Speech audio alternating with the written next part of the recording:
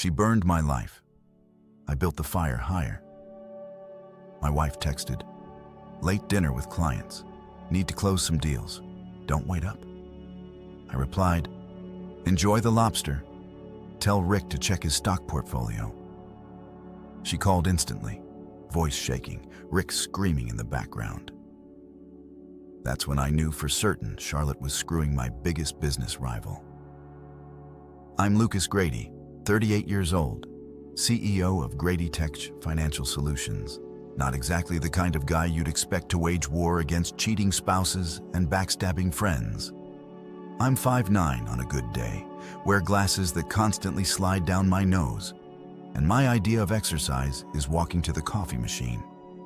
But here's the thing about being underestimated. It gives you one hell of an advantage. I've known about Charlotte's affair for 3 months now. Not because I'm some brilliant detective, but because my wife got sloppy. When someone who usually guards their phone like Fort Knox suddenly leaves it lying around, you notice when they start working late every Tuesday and Thursday, the exact same days Rick Dalton posts Instagram stories from expensive restaurants. You connect the dots. Charlotte thinks she's playing chess while I'm playing checkers. She's wrong. I've been playing a completely different game.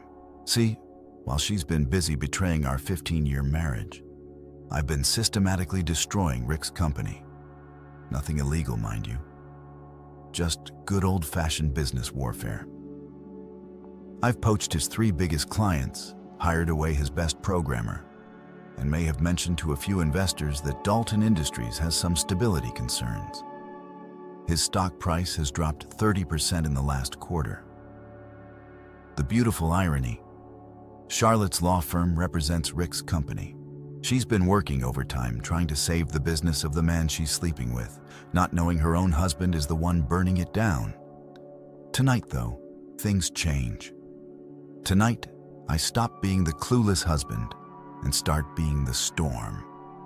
I'm sitting in our kitchen, the one Charlotte insisted we renovate with marble countertops that cost more than most people's cars, scrolling through the encrypted folder I found on her laptop.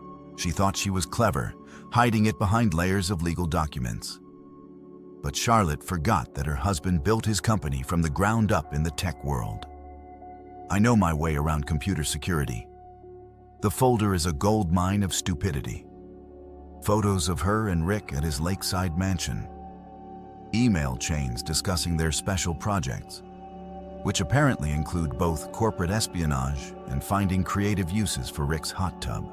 Financial records showing Rick's been funneling money through Charlotte's firm to hide assets from his divorce proceedings.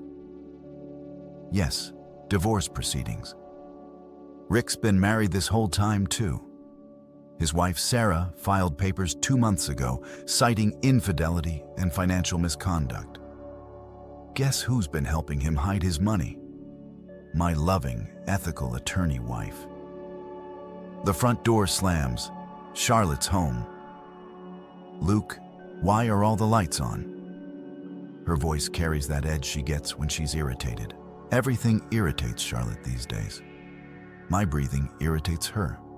My existence irritates her.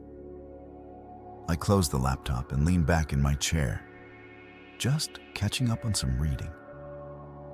How was dinner? She appears in the doorway, still in her power suit, looking like she stepped off the cover of Legal Affairs magazine. Blonde hair, perfectly styled, makeup flawless despite her long day. Charlotte's always been beautiful. It's one of the things that attracted me to her in college. That and her ambition. Funny how the things you fall in love with can become the things that destroy you. Fine. Boring client stuff. She kicks off her heels and massages her feet. "Why did you mention Rick in your text?" Did I? I don't remember. I stand up and walk to the counter where I've set 2 wine glasses and a bottle of her favorite Chardonnay. I thought we could have a drink. Talk. Her eyes narrow. Charlotte's got excellent instincts. It's what makes her a good lawyer right now. Those instincts are screaming that something's wrong. Talk about what? Us? Our marriage? Your extracurricular activities? I pour the wine slowly, letting each word hang in the air like smoke. I don't know what you mean. Sure you do. I slide her glass across the marble counter. You mean Rick Dalton? You mean the Riverside Inn every Tuesday? You mean the Lakeside Mansion every Thursday? You mean the special project you two have been working on to destroy my company? Charlotte's face goes through a fascinating transformation. Confusion, then recognition, then calculation. She's deciding whether to deny, deflect, or attack. Being married to a lawyer for 15 years teaches you to read the signs. She chooses attack. How dare you spy on me? Spy? I laugh, and it comes out darker than I intended. Charlotte, you left your laptop open with a folder labeled Personal Projects. If you wanted to keep secrets, maybe don't store them next to your grocery lists. You had no right. I had every right. I'm your husband. Remember the guy you promised to love, honor, and not screw over in business deals with your boyfriend? She picks up the wine glass and throws it at my head. I duck, and it shatters against the cabinet behind me. Red wine drips down the white paint like blood. There's the Charlotte I married, I say, grabbing a towel to clean up the mess. Always so elegant under pressure. You fool. Her voice is pure venom now. You have no idea what you've stumbled into. Oh, I think I do. You and Rick have been planning to destroy Grady Tech for months. The client poaching, the investor meetings, the regulatory complaints. That was all you two, wasn't it? Mixing business with pleasure. Charlotte's silence confirms everything.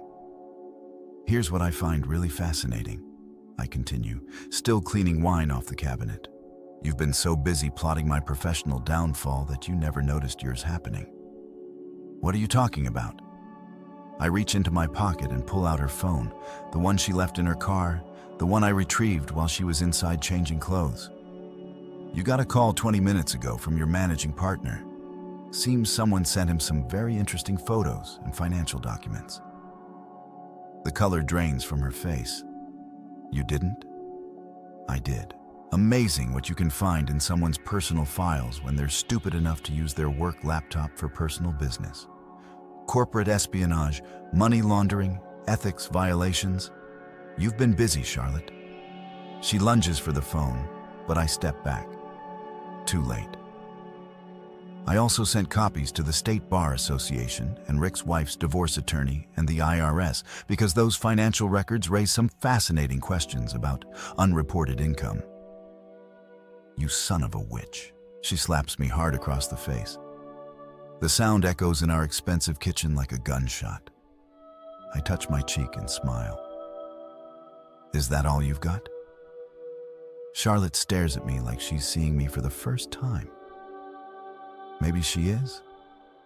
The mild-mannered husband she's been manipulating for months is gone. In his place stands someone who's learned to fight dirty. You think you've won? She hisses. You have no idea what Rick is capable of. Rick? I laugh again. Rick's finished. His company's stock crashed this morning after 3 major clients terminated their contracts. Funny thing about business relationships, they're built on trust. Hard to trust someone when rumors start circulating about their stability. You've been sabotaging his business for 3 months. While you two were playing house, I was playing hardball. Every late night you spent with him was another nail in his professional coffin. Charlotte grabs her purse from the counter. This isn't over, Luke. You're right. It's just getting started. She storms toward the door, then stops. What about Megan? What about our daughter? Our 17-year-old daughter? The one person in this mess who doesn't deserve any of it. Megan will be fine. She's smart enough to see through your BS. Always has been. I'll destroy you in court. With what lawyer? You just lost your job and your boyfriend just lost his money. I walk to the window and watch her get into her BMW. Drive safe, Charlotte. The roads can be dangerous when you're emotional. She peels out of the driveway, leaving rubber marks on the asphalt. I pour myself a glass of wine from a new bottle and sit back down at the kitchen table. Phase 1 complete. Charlotte knows I'm not the pushover she married, but she's right about one thing. This isn't over. Rick Dalton is about to learn what happens when you mess with the wrong husband's wife and business. And my so-called friends who've been whispering behind my back, taking sides, spreading rumors about my paranoia regarding Charlotte's behavior. They're about to get a wake-up call too. I open my laptop and start typing an email to my daughter, who's staying at her friend Jessica's house tonight. She needs to know what's coming. Megan's always been perceptive. She probably already suspects something's wrong. The house feels different now. Quieter, like the calm before a storm. And I am definitely the storm. The next morning, I'm sitting in the Blue Heron, our town's favorite dive bar, nursing a coffee and waiting for my best friend Mike Thompson to show up. The Blue Heron is the kind of place where everyone knows everyone's business. And right now, I need to know exactly what people are saying about mine. Luke Grady, as I live and breathe. Betty, the 60-year-old bartender who's been here since the Carter administration, slides a fresh cup across the scarred wooden bar. You look like hell, honey. Thanks, Betty. You always know just what to say. Heard there was some excitement at your place last night. Charlotte came screeching out of Maple Street like her hair was on fire. Small towns can't sneeze without someone offering you a tissue and asking about your allergies. Just a little domestic disagreement. Betty's been tending bar long enough to recognize BS when she hears it. Well, for what it's worth, that husband of yours has been coming in here every Thursday for the past month, drinking whiskey and complaining about his wife. I nearly choke on my coffee. Husband? Rick Dalton? Isn't he your husband? Tall, dark hair, drives that ridiculous red Porsche. Rick Dalton is not my husband, Betty. He's the man who's been sleeping with my wife. Betty's eyes go wide. Oh, crap. Oh, honey, I'm sorry. I just assumed. He talks about Charlotte like she's his wife, always going on about her cases, her career, how proud he is of her. What else does he say? Betty glances around the empty bar, then leans in conspiratorially. He says you're some kind of computer nerd who doesn't appreciate what he's got. Says Charlotte deserves better than a man who spends all his time staring at screens. Interesting perspective. He also says you're paranoid, thinks everyone's out to get you. Says Charlotte's worried about your mental health. The coffee turns bitter in my mouth. They've been building a narrative. Poor Charlotte trapped with her unstable, paranoid husband. Rick, the successful businessman who truly understands her. It's actually pretty clever. The door chimes. Mike Thompson walks in, looking like he'd rather be anywhere else. Mike and I have been friends since high school. He was my best man. I was his. Our kids grew up together. If there's anyone I should be able to count on, it's Mike. But the expression on his face tells me I'm about to be disappointed. Luke. He sits down heavily on the stool next to me. We need to talk. That's why I called you. Betty, sensing drama, suddenly finds urgent business at the other end of the bar.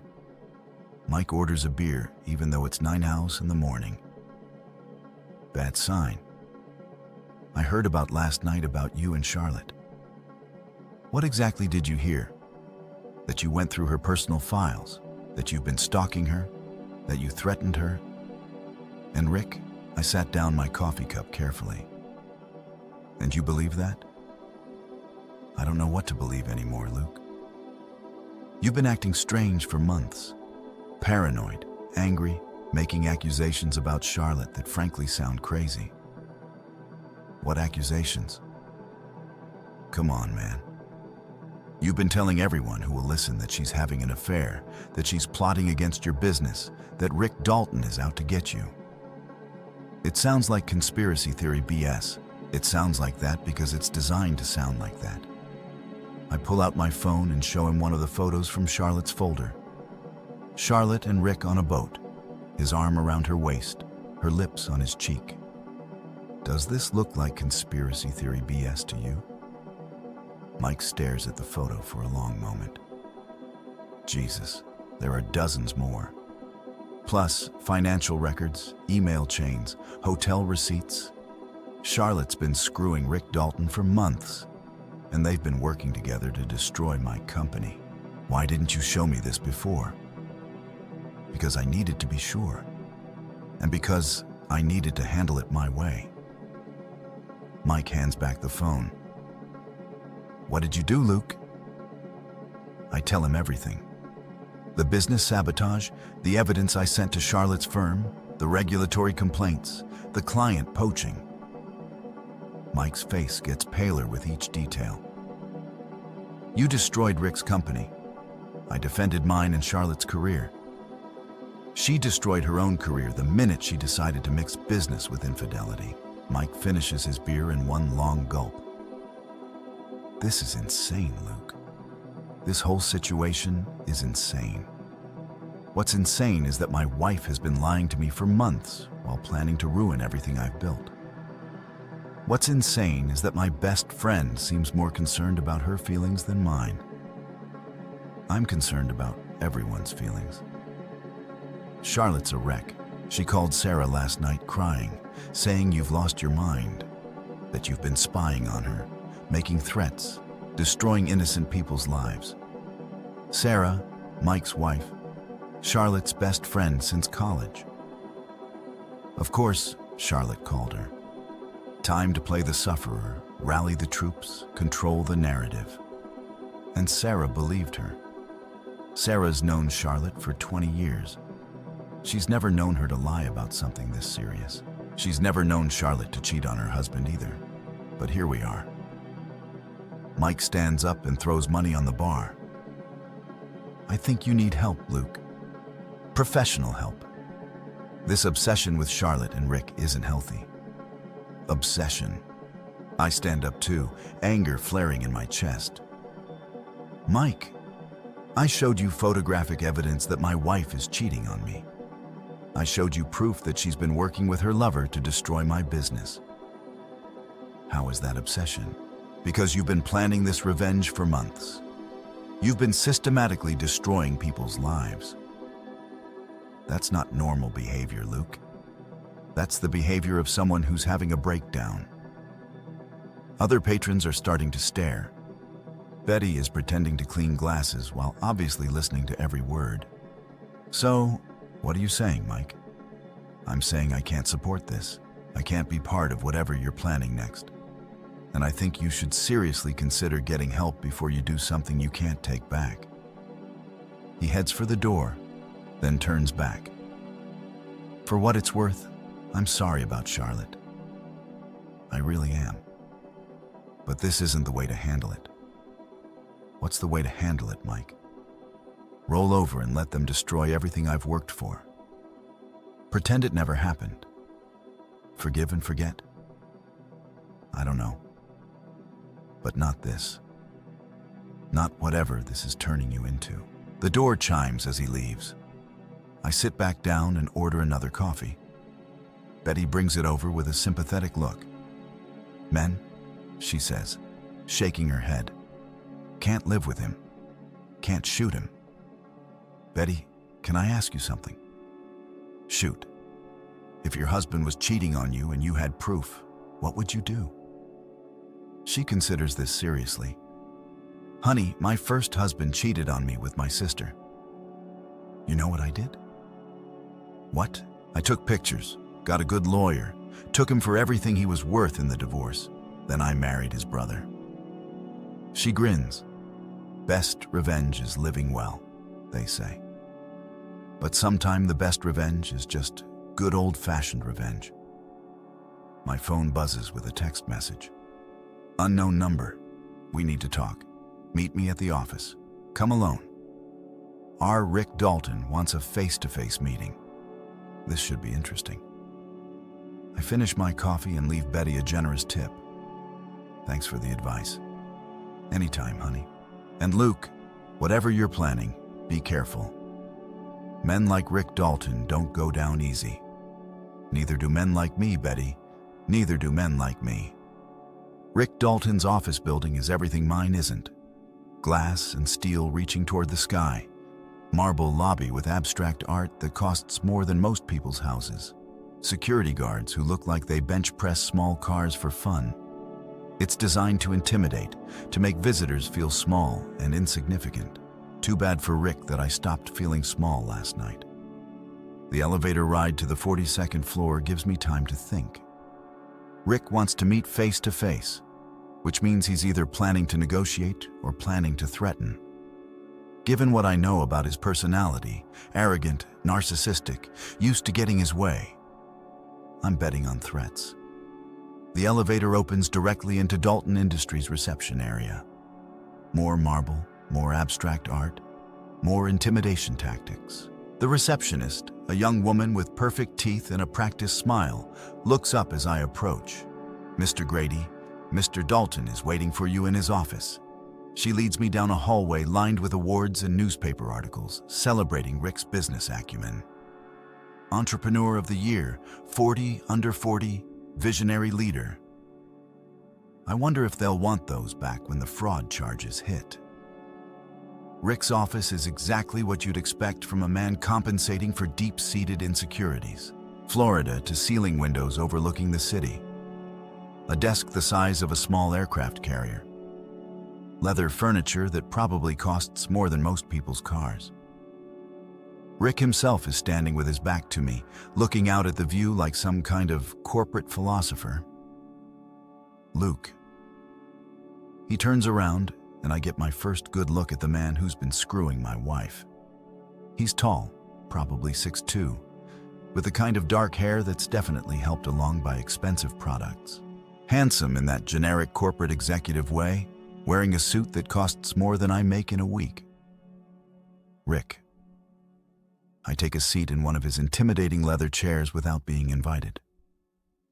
Nice office. Very compensatory. His jaw tightens. We need to discuss this situation like civilized adults. Which situation? The one where you've been screwing my wife? Or the one where you two have been trying to destroy my company? Both. He sits down behind his massive desk, trying to use it as a psychological barrier. What you've done to my business is criminal. I could have you arrested for what? Competition. Last I checked, that was still legal in America. For corporate sabotage, for industrial espionage, for deliberately spreading false information to damage my reputation. I lean back in the chair and smile. Prove it. Rick's face flushes red. He's used to intimidating people. Used to being the alpha dog in every room. Having someone refuse to be impressed by his power play is clearly frustrating. I know it was you who stole my clients. I know you've been feeding information to my competitors. I know you've been manipulating my stock price. That's a lot of knowing for someone with no proof. I cross my legs casually. But let's say you're right.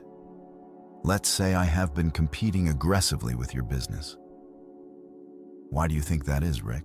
Because you're a petty, vindictive little man who can't handle real competition?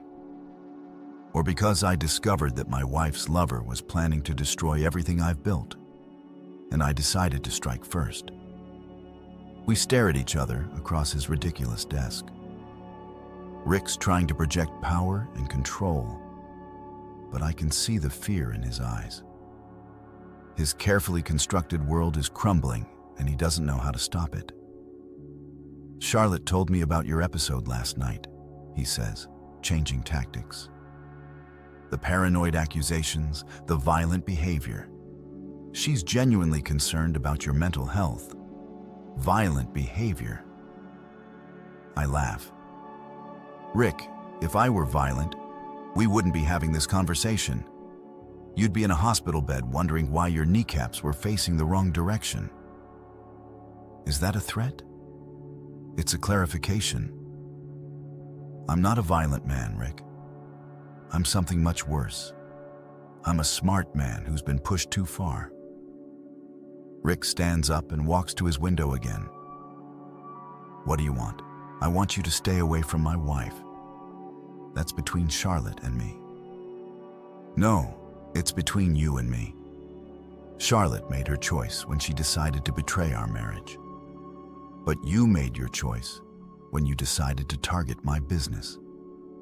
That makes this personal. Your business was collateral damage. This was never about you. Bees. I stand up and join him at the window. You've been trying to destroy Grady Tech since the day Charlotte told you about our client list. You saw an opportunity to eliminate competition and get inside information, and you took it. The affair was just a bonus. Rick turns to face me. Up close, I can see he's not as perfect as he wants people to believe. There are lines around his eyes, gray in his hair. He's trying to hide.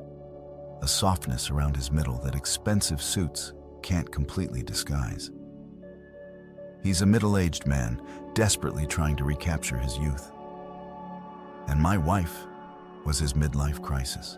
Charlotte loves me, he says quietly. Charlotte loves the idea of you. The successful businessman, the expensive dinners, the lakeside mansion. She loves what you represent, not who you are. And what do I represent? Everything she thinks she deserves. Everything she thinks I can't give her. I step closer. But here's the thing, Rick. Charlotte doesn't love you any more than she loves me. Charlotte loves Charlotte. You're just a means to an end. You don't know her like I do. I've been married to her for 15 years. I know exactly who she is. The question is, do you? Rick's phone buzzes. He glances at it and his face goes pale. Problem? I ask. The SEC wants to meet with me tomorrow about irregularities in my financial filings. Huh, that's unfortunate. You son of a witch.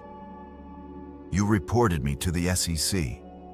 I reported suspicious financial activity that I discovered during my investigation into corporate espionage against my company. The fact that it involves you is just a coincidence. Rick's hands clench into fists. For a moment, I think he might actually take a swing at me. I almost hope he does. I've been lifting weights in my basement for 3 months preparing for this war. I'm in the best shape of my adult life, and I wouldn't mind the chance to prove it. But Rick's not stupid. Attacking someone in his own office with security cameras rolling would be the final nail in his professional coffin. This isn't over, he says. You're right. It's not.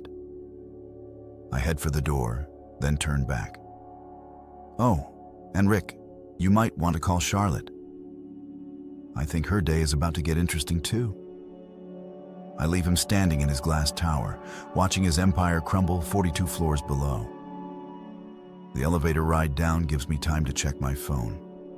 3 missed calls from Megan, 2 from Mike's wife, Sarah, and 1 from a number I don't recognize. I call Megan first. Dad, where are you? She sounds scared. I'm in the city. What's wrong? Mom came to Jessica's house this morning. She was crying and yelling and saying crazy things about you. Jessica's parents asked her to leave. My heart sinks. Whatever else Charlotte has done, Megan doesn't deserve to be caught in the middle of this war. What kind of things was she saying? That you've lost your mind? That you're dangerous? That I need to stay away from you until you get help? Megan's voice cracks. Dad, what's happening? What's going on with you and Mom? It's complicated, sweetheart. But I promise you I'm not dangerous, and I haven't lost my mind. Your mother and I are having some serious problems. But that has nothing to do with you. She said you've been spying on her. She said you destroyed some man's business because you think she's cheating on you. I close my eyes. Charlotte's getting to Megan first, controlling the narrative, making me the villain. It's a smart move. If she can turn our daughter against me, she gains a powerful weapon in whatever comes next. Megan, I need you to listen to me very carefully. Your mother has been lying to both of us for months. I have proof that she's been having an affair, and I have proof that she and her lover have been trying to destroy my company. Everything I've done has been to protect our family and our business. Silence on the other end of the line. Megan, I want to see the proof. Smart girl. She gets that from me. Come home tonight. I'll show you everything. But Megan, you need to understand that what you're going to see will change how you think about your mother. Are you sure you want to know the truth? I'm 17, Dad. I'm not a little kid anymore. If my family's falling apart, I deserve to know why. Okay, come home after school. We'll talk. Dad, are you going to be okay? I'm going to be fine, sweetheart. Better than fine, I promise. I hang up and immediately call the unknown number that left a voicemail. Mr. Grady, this is Detective Ray Landis with the police department. I need to speak with you as soon as possible about a complaint that's been filed against you. Perfect. Charlotte's not just playing the sufferer card with friends and family. She's involving the police. The war is escalating, and I'm about to find out just how far my loving wife is willing to go to destroy me. Detective Ray Landis looks exactly like Central Casting would order for small-town cop approaching retirement. Gray hair, weathered face, coffee stains on his shirt, and eyes that have seen enough BS to power a small city. He's sitting across from me in interview room B at the police station. A manila folder opened between us. Mr. Grady, I've got to ask you some questions about your wife's complaint. What exactly is she claiming? Landis flips through the papers in his folder. Stalking, maltreatment, threats of violence, destruction of property, computer crimes, and something called economic terrorism. He looks up at me. That last one's not actually a crime, but your wife seems to think it should be. Economic terrorism. According to Mrs. Grady, you've been systematically destroying the business of one Richard Dalton through illegal means.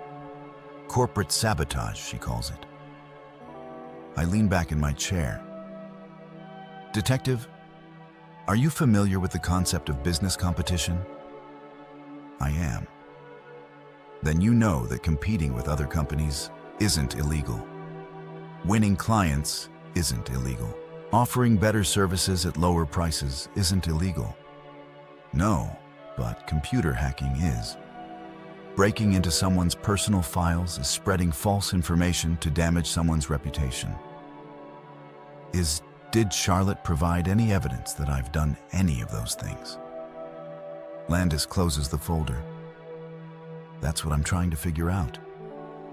See, your wife came in here this morning with a lot of accusations, but not much proof. She says you've been spying on her, going through her personal files, threatening her and Mr. Dalton. But when I asked for specifics, dates, times, witnesses, physical evidence, she got pretty vague. What did she tell you about her relationship with Rick Dalton? She says he's a business associate. Says you've become obsessed with the idea that she's having an affair with him, and that obsession has made you dangerous. I pull out my phone and show Landis the same photo I showed Mike this morning. Does this look like a business relationship to you, Detective? Landis studies the photo for a long moment. Where did you get this? From my wife's laptop. She left it open on our kitchen table. And you just happened to go through her personal files. I went through files stored on a computer in my own home. Last I checked, that wasn't illegal. Depends on the circumstances. Landis hands back my phone. Look, Mr. Grady, I've been doing this job for 28 years. I've seen a lot of marriage disputes, and they usually follow a pretty predictable pattern. Someone cheats, someone finds out. Someone does something stupid, and I end up arresting somebody for attack or vandalism or worse. I haven't attacked anyone, Detective. I haven't vandalized anything. I haven't threatened anyone. Your wife says you told her lover that if he was violent, he'd be in a hospital bed with his kneecaps facing the wrong direction. I almost smile. Charlotte wasn't there for that conversation, which means Rick ran straight to her after our meeting. I told Rick Dalton that I'm not a violent man, and therefore he didn't need to worry about physical retaliation. If he interpreted that as a threat, that says more about his guilty conscience than my intentions. Landis makes a note in his folder. What about the business sabotage allegations? What about them? Has Rick Dalton filed a complaint? Not yet. But your wife seems to think he should. My wife seems to think a lot of things. The question is whether she can prove any of them. Landis closes his folder again and leans forward. Mr. Grady, let me give you some free advice. Whatever's going on between you and your wife, whatever she's done or you think she's done, don't let it turn you into someone you're not. I've seen too many good men destroy their lives over cheating wives. What makes you think I'm a good man, Detective? Your reputation. I asked around after your wife left this morning. Everyone I talk to says you're a straight shooter, honest businessman, good father, pays your taxes, never been in trouble. But they also say you've been acting strange lately. Paranoid, angry, obsessed with conspiracy theories. It's not paranoia if they're actually out to get you. Maybe not, but it's also not paranoia that's got me worried. What do you mean? Landis reopens his folder and pulls out a different set of papers. I mean, the 3 complaints filed against Rick Dalton's company in the past month. All anonymous, all alleging financial irregularities, safety violations, and ethical misconduct. All filed by someone who clearly knows the regulatory system very well. Interesting. I also mean the sudden departure of 3 major clients from Dalton Industries, all of whom happen to receive very detailed information about Mr. Dalton's personal life and business practices from an anonymous source. Sounds like Rick has made some enemies. Or one very smart, very determined enemy who knows how to work the system. Landis stares at me across the table. The kind of enemy who might be a successful CEO with 15 years of experience navigating corporate regulations and business relationships. We look at each other in silence for a moment. Landis knows exactly what I've been doing, but he can't prove it. And more importantly, he can't arrest me for it. Am I under arrest, Detective? No. Am I free to go? You are. But Mr. Grady, I want you to understand something. Your wife may be a cheater and her boyfriend may be a dirtbag. But if you cross the line from legal competition to illegal maltreatment, I will arrest you. If you threaten anyone, if you damage anyone's property, if you do anything that puts anyone in danger, you'll be in a cell faster than you can say economic terrorism. Understood. I stand up to leave, then turn back. Detective, can I ask you a question? Shoot. If someone was systematically trying to destroy your business and your marriage, what would you do? Landis considers this. I'd hire a good lawyer and a good private investigator. I'd document everything. I'd build a case. And then I'd let the system handle it. And if the system didn't handle it, if the people trying to destroy you were too smart, too connected, too careful to get caught by the system, then I'd remember that revenge is a dish best served cold. And I'd find a way to make sure they got exactly what they deserved, within the bounds of the law. That's very philosophical, Detective. It's very practical, Mr. Grady. The law's got a long reach and a good memory. Sometimes it takes time, but it usually gets there in the end. I shake his hand. Thanks for the advice. Don't thank me yet. Thank me when this is all over and you're not in prison. Walking out of the police station, I feel oddly energized. Charlotte's opening move was to paint me as an unstable, dangerous man who needs to be stopped. But Landis saw through it. He knows I'm not the villain in this story, even if he can't officially take sides. My phone rings as I'm getting into my car. It's Sarah, Mike's wife. Luke, we need to talk about what? About Charlotte. About what you're doing to her. About what this is doing to all of us. All of us. Our friend group. Luke. Our community. You're tearing apart relationships that go back decades. I'm not tearing apart anything, Sarah. I'm just refusing to pretend that everything's fine when it's not. Meet me at the coffee shop on Main Street. 1 hour. She hangs up before I can respond. The friend group. I'd almost forgotten about them.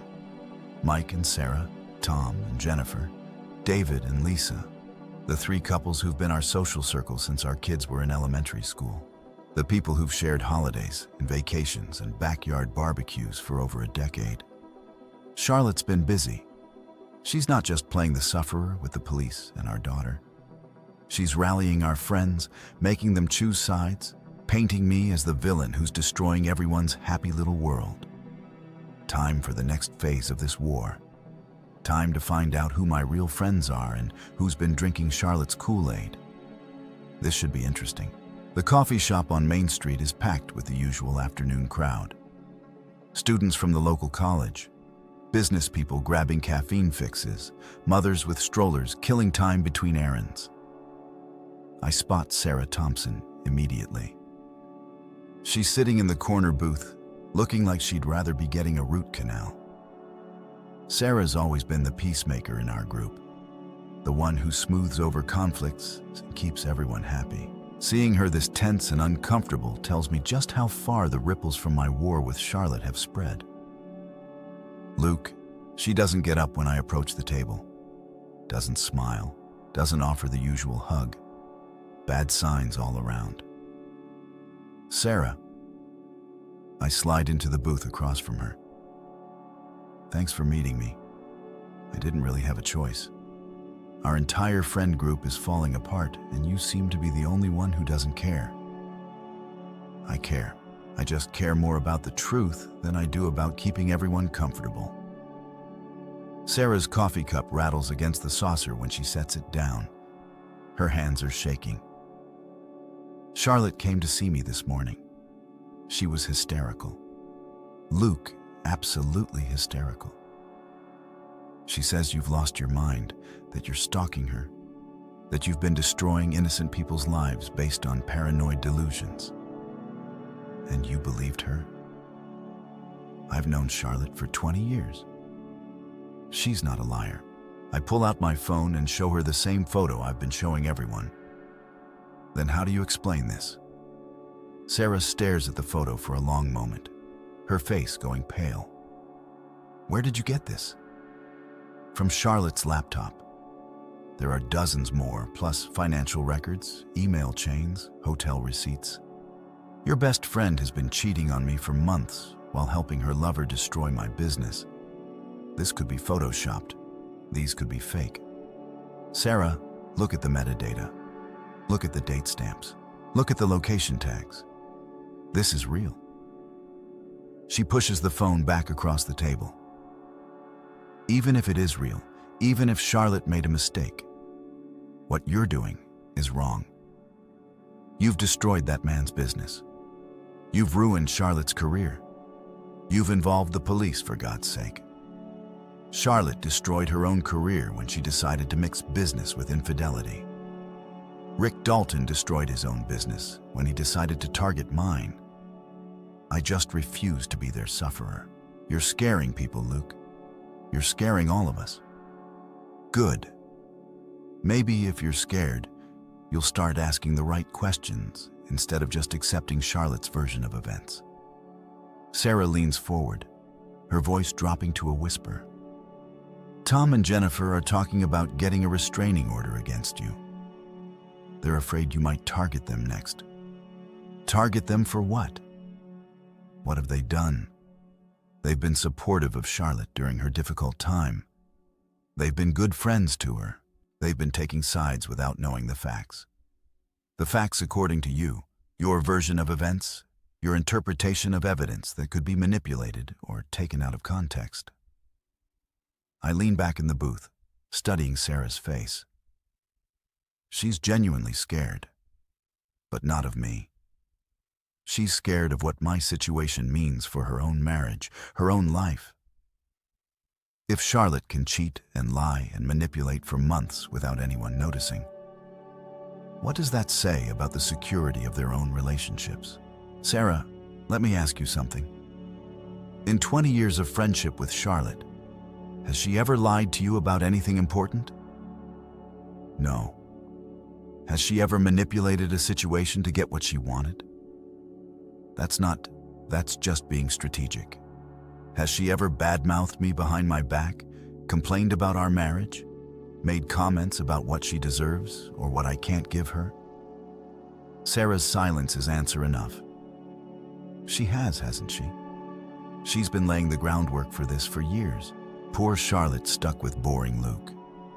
Poor Charlotte, married to a man who doesn't appreciate her. Poor Charlotte, wasting her life with someone who can't give her the lifestyle she deserves. That's not, she didn't mean. She meant every word.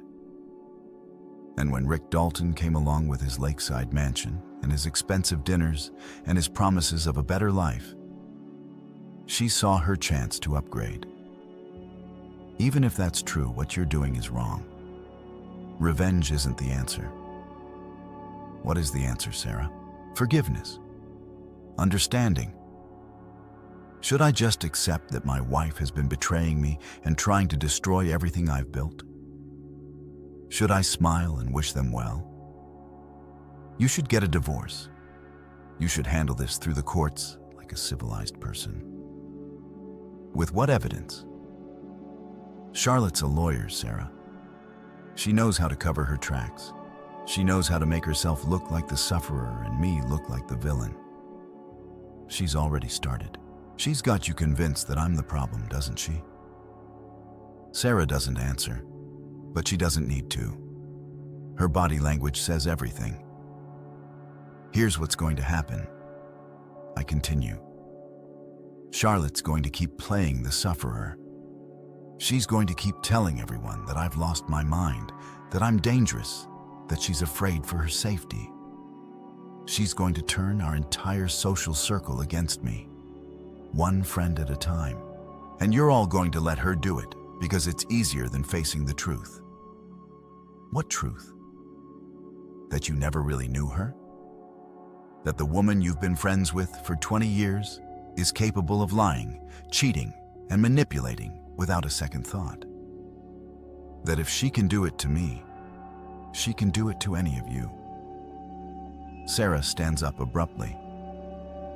I can't do this, Luke. I can't be part of this.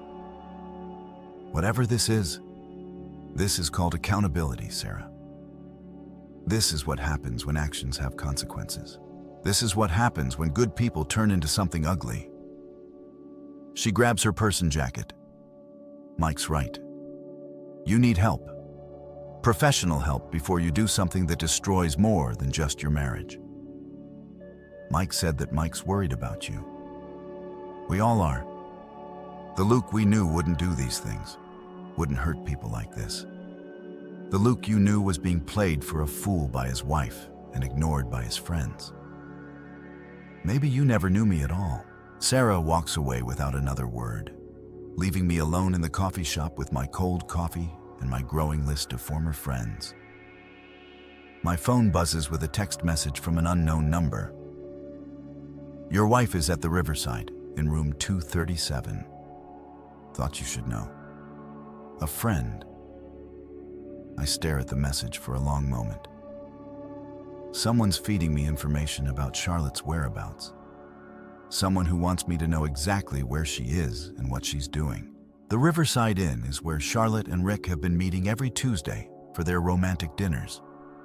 If she's there now on a Thursday afternoon, it means she's either meeting Rick or she's moved in temporarily. Either way, it's time for another confrontation. I finish my coffee and head for the door. Behind me, I can hear the normal sounds of a normal afternoon. People chatting, coffee machines grinding, life going on as usual. But my life stopped being usual the moment I discovered my wife's betrayal. Now it's time to finish what Charlotte started. The drive to the Riverside Inn takes 15 minutes, giving me time to think about what I'm walking into. Charlotte's there, either alone or with Rick. She's expecting me to stay away, to be intimidated by her police complaint, to back down like the mild-mannered husband she's been manipulating for months. She's about to be disappointed. I park across the street from the inn and call the front desk. Riverside Inn.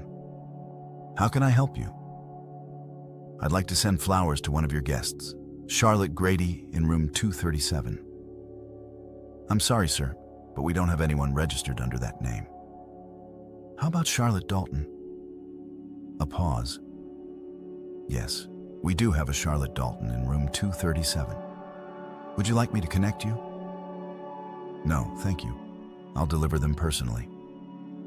I hang up and smile. Charlotte's not just staying at the inn. She's registered under Rick's name. Playing house, pretending to be his wife. It would be pathetic if it weren't so perfectly calculated. Time to crash their little fantasy. Room 237 is on the second floor of the Riverside Inn. At the end of a long hallway that smells like industrial carpet cleaner and broken dreams, I can hear voices through the door. Charlotte and Rick having what sounds like an argument. Perfect timing. I knock 3 times, sharp and authoritative. Room service. I call out in a slightly higher voice. The voices inside stop. Footsteps approach the door. The security chain rattles and the door opens just wide enough for Rick to peer out. We didn't order room S. His face goes white when he sees me. Jesus Christ. Close, but not quite. I push past him into the room before he can react. The scene inside is exactly what I expected. Charlotte sitting on the bed in a hotel bathrobe, her hair wet from a recent shower. Rick's in boxers and an undershirt looking like he'd rather be anywhere else in the world. There's an open bottle of champagne on the nightstand and 2 glasses half empty. Luke. Charlotte jumps up from the bed, clutching the robe around her. What are you doing here? How did you find us? I'm a resourceful guy. You should know that by now. Rick positions himself between me and Charlotte, trying to look protective and intimidating. It might work better if he wasn't standing there in his underwear. You need to leave, he says, now before I call security. Go ahead, call them. I'd love to explain to hotel security why my wife is registered under another man's name drinking champagne in his room while she's supposed to be at work. We're not doing anything wrong, Charlotte says. But her voice lacks conviction. Really? Because from where I'm standing, it looks like you're playing house with your boyfriend while your husband deals with police complaints and your daughter wonders why her mother has lost her mind. I haven't lost my mind. You're the one who's been acting crazy. I walk to the window and look out at the parking lot below. Crazy. That's an interesting word choice, Charlotte. Is that the story you're sticking with? Poor, unstable Luke, driven mad by paranoid delusions about his faithful wife. It's not a story. It's the truth. I turn back to face them. The truth is that you've been cheating on me for months. The truth is that you and Rick have been working together to destroy my company. The truth is that you've been lying to everyone. Me, Megan, our friends, your colleagues, while planning to steal everything I've worked for. That's not the truth, is that you're not a sufferer, Charlotte. You're a predator, and you picked the wrong prey. Rick steps forward, his hands clenched into fists. That's enough. You've said what you came to say. Now get out. Or what? You'll fight me here in front of Charlotte? I smile coldly. Go ahead, Rick. Show her what kind of man she's trading up for. Show her how you handle conflict when you can't hide behind lawyers and corporate security. Luke, please. Charlotte's voice is smaller now, less confident. Just go. We can work this out through our attorneys. Work what out? The divorce, the division of assets, the custody arrangement. I laugh. Charlotte, there's nothing to work out. You made your choice. You chose Rick. You chose his money. You chose what you thought would be a better life. The only problem is that Rick doesn't have money anymore. Rick doesn't have a business anymore. Rick doesn't have anything to offer you except a hotel room and a bottle of cheap champagne. Rick's face flushes red. My business problems are temporary. They're caused by your illegal sabotage. And when I prove that in court, you won't prove anything in court because I didn't do anything illegal. I competed with you and I won. I played the game better than you did. And now you're looking for someone to blame. You destroyed my company. I destroyed your monopoly. There's a difference. I walk closer to him, close enough to see the fear in his eyes. But you want to know what I'm really proud of, Rick? I destroyed your reputation. I made sure everyone in this industry knows exactly what kind of man you are. Cheater, liar, manipulator. Even if you rebuild your business, you'll never rebuild your credibility. You son of a witch. Rick swings at me, a wild, desperate punch that I see coming from a mile away. I step aside and let his momentum carry him past me. He stumbles and falls against the nightstand, knocking over the champagne bottle. Glass shatters on the floor, and the champagne spreads across the carpet like a golden stain. Rick. Charlotte rushes to help him up, but he pushes her away. This is your fault. He snarls at her. You said he was harmless. You said he was just a pathetic computer nerd who wouldn't fight back. I never said. You said he was weak. You said he was boring. You said he'd roll over and let us take everything. Rick gets to his feet, blood trickling from a cut on his hand where he hit the broken bottle. You were wrong about everything. I watch this exchange with fascination. The stress is cracking their alliance, revealing the ugly truth underneath. They don't love each other. They're just using each other. Actually, Rick, she was right about one thing. I say, I was weak. I was boring. I did let people walk all over me for years. But you know what changed that? What? He asks, despite himself. Finding out that my wife was planning to destroy everything I'd built while she was screwing my biggest competitor. That tends to motivate a man. Charlotte starts crying. Big, dramatic sobs that might have worked on me 6 months ago. Now they just sound like manipulation. Luke, please.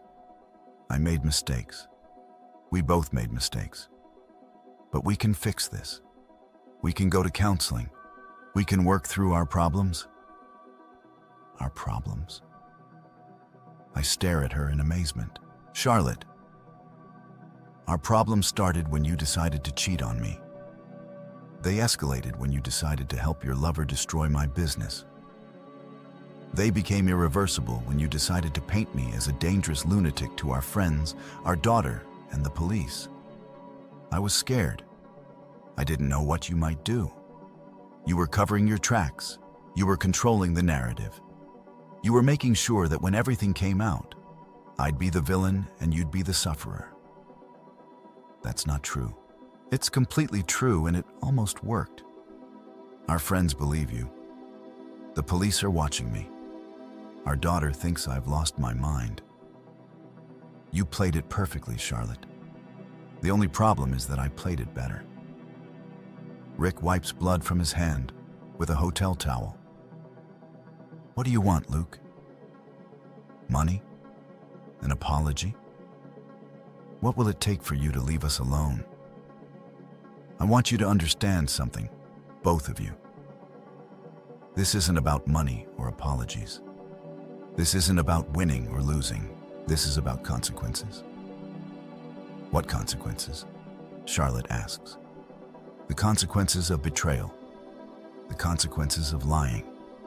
The consequences of thinking you could destroy someone's life without them fighting back. I walk to the door, then turn back. You wanted to know what I'm capable of when I'm pushed too far.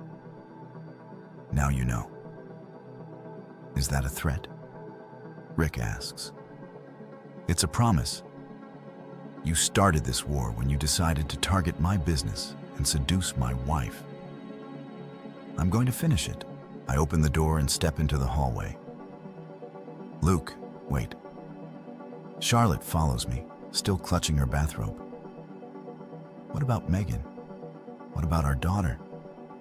Megan deserves better than a mother who lies and cheats and manipulates. She deserves to know the truth about who you really are. You can't turn her against me. She's my daughter too. I won't have to turn her against you, Charlotte. You'll do that yourself.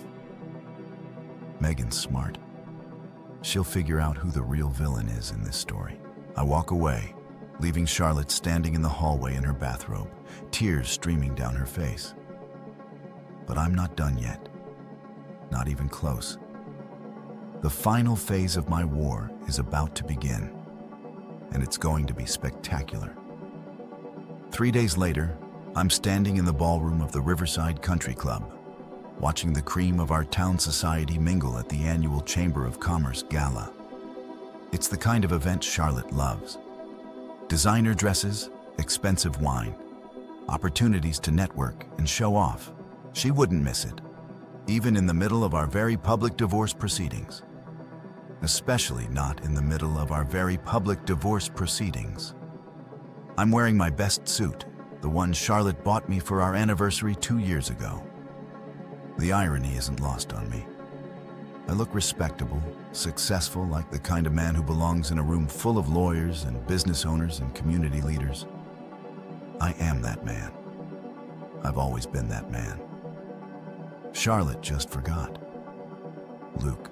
Tom Morrison approaches with his wife, Jennifer, both of them looking uncomfortable.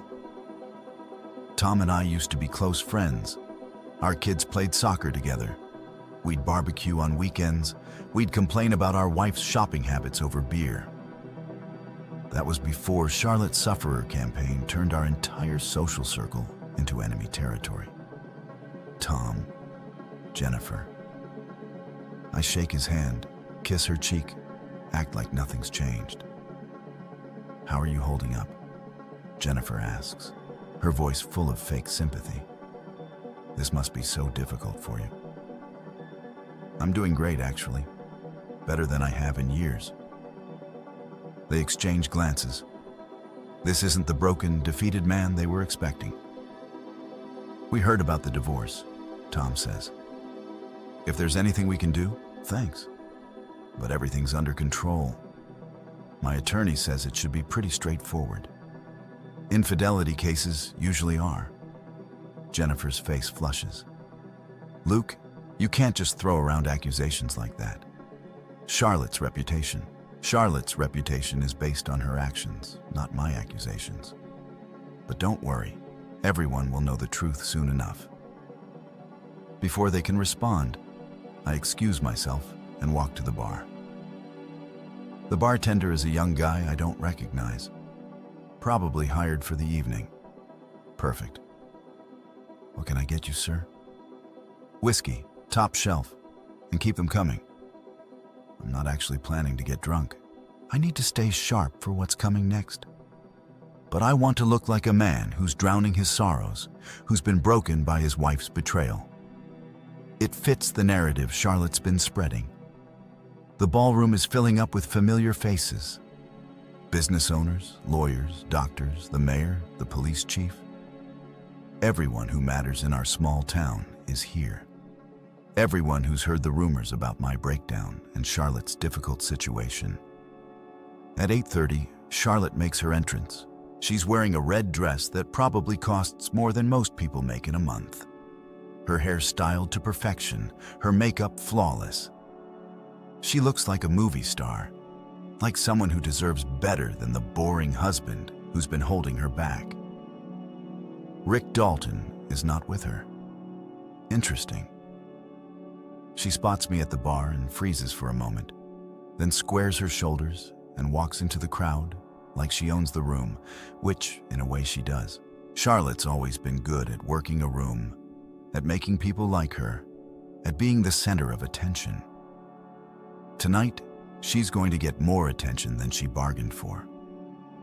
I watch her make the rounds, air-kissing friends, shaking hands with business associates, playing the role of the successful attorney who's bravely dealing with personal difficulties. Everyone's very supportive, very understanding. Poor Charlotte, married to that unstable man who's been making wild accusations. At 9:00, the evening's program begins. The chamber president gives a speech about community leadership. The mayor talks about economic development. A local businessman receives an award for charitable giving. And then it's time for the evening's keynote address delivered by the guest speaker, a prominent attorney from the state capitol who's going to talk about ethics in professional practice. Except that's not what's going to happen. I walk to the front of the room and tap the microphone.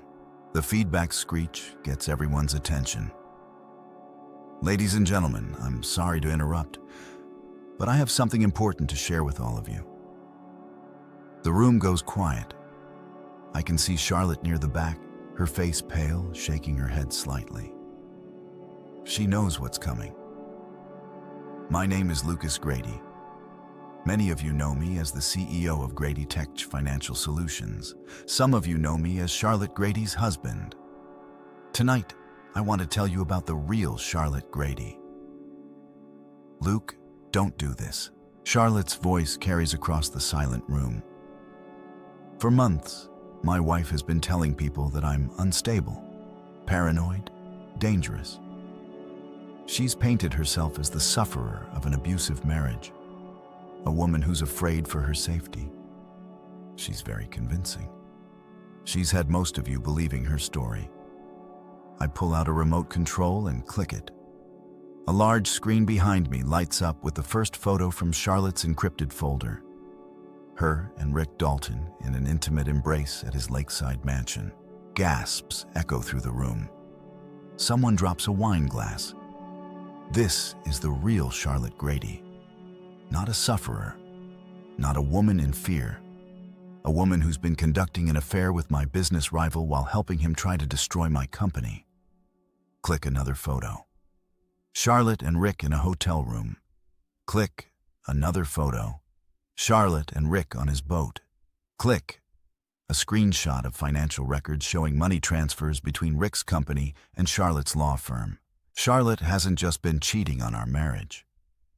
She's been cheating on her professional ethics, using her position as an attorney to help her lover hide assets and manipulate business deals. The room erupts and whispers. I can see people pulling out their phones, recording everything. This will be all over social media within minutes. Charlotte pushes through the crowd toward the front of the room. Stop this. You're destroying innocent people. Innocent. I click to the next slide.